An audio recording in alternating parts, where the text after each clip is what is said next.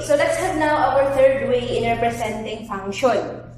So our third way, class, is what we so-called mapping diagram.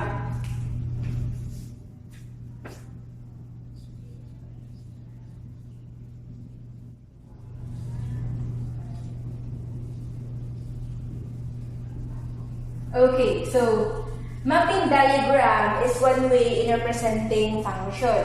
So how are we going to create or illustrate this particular diagram?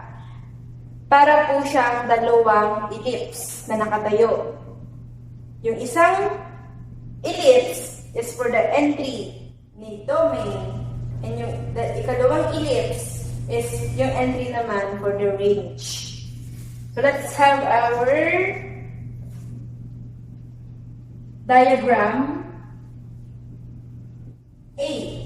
Let's have our diagram A. Okay. So we have here diagram A. Let's say our entries for the domain. Sabi ko sa inyo yung input, si X, diba? Let's say we have 2, 4, 8, we have 12, and then 16. Let's say our entries naman for the range, which is the values for Y, we have 3, 6, 9, we have 15, and then 18. Okay, so that will be our diagram A. So class, as you can see, entries for X are 2, 4, 8, 12, and 16. Entries for Y, we have 3, 6, 9, 15, and 18. Question here is, as you can see, walang naulit na value. So by merely looking at the diagram, masabi na po natin na function po siya. But take note, wala naman silang, di ba, wala namang naka-assign kay Y na values for X. So, kulang po yung diagram natin, kulang po yung illustration. So, may arrow po yung mapping diagram. So, we have here the arrow. Okay. So, 2, 3, 4, 6, 8, 9, 12, 15, 16, 18. So, if we're gonna dissect the ordered pairs, or if we're gonna take the ordered pairs out of this particular diagram, we're gonna have 2, 3, 4, 6, 8, 9, 12, 15, 16, 18. Ang hapon, function po siya or dae? Function siya, di ba? Kasi, when we're looking at the entries for X, walang naulit na value, di ba? And as you can see, class, yung values po, naka-assign lang siya sa isang value ni Y, di ba? So, this particular diagram is a function. Okay. May characteristics si function kapag pinag-uusapan si mapping diagram. There are types of function under this particular way, mapping diagram. This first example, class, this is named as 1-to-1, 1-to-1 function. Bakit po siya, Ma'am Tash, 1-to-1 function? Kasi as you observe, by looking at the values, kaya po siya 1-to-1. Kasi yung nag-iisang value ni X, naka-assign lang siya sa nag-iisang value for Y. Diba? 2, 3, 4, 6, 8, 9, 12, 15, 16, 18. Ngayon, kung ikaw visual learner ka, di ba? Kung visual learner ka, mabilis mong ma-distinguish yung isang illustration Mas mabilis kong ma-identify kung function ba yung diagram or hindi.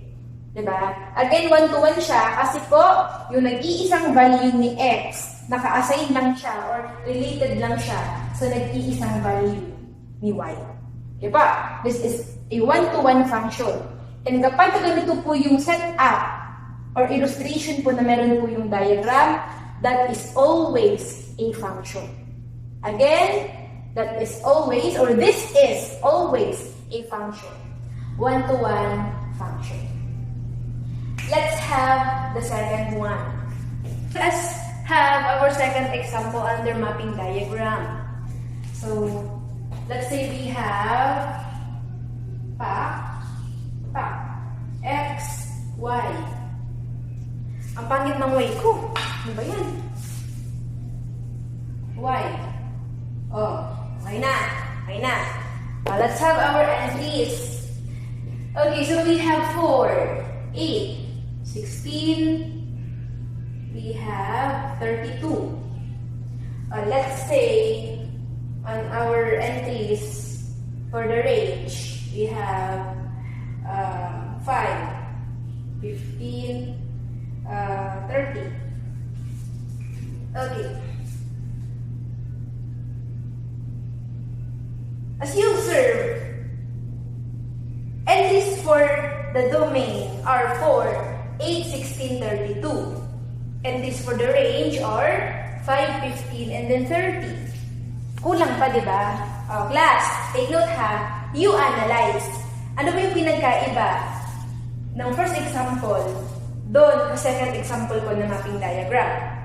Let's have an arrow.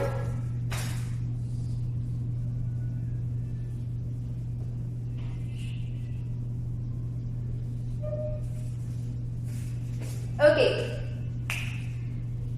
May arrow na po tayo, di ba? So, if we're gonna take the ordered pairs out from this particular illustration, okay nga, you give me the ordered pairs. Okay, so our ordered pairs are 4, 5, 8, 5, 16, 15, 32, 30. Again, considering the arrow, if we're gonna take the ordered pairs out of this particular illustration or diagram, we're gonna have 4, 5, 8, 5, 16, 15, 32, 30. O sige, suratong kalugod. O 4, 5, we're gonna have 8, 5, 16, 15, gonna have 32, 30. Question. Is the diagram or is the second example function or not? That is a function. Function po siya. Kasi po, di ba, pinakita ko na yung ordered pair. Wala namang naulit na value kay x. Walang naulit na entry for x. Pero may naulit kay y. Ano yung naulit kay y? Di ba we have 5?